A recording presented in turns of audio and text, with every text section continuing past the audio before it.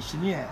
So then once the rain gets into the sky and makes the clouds, once the water gets up in the sky, how does it make rain? What happens to those little tiny water droplets? They go bigger and bigger.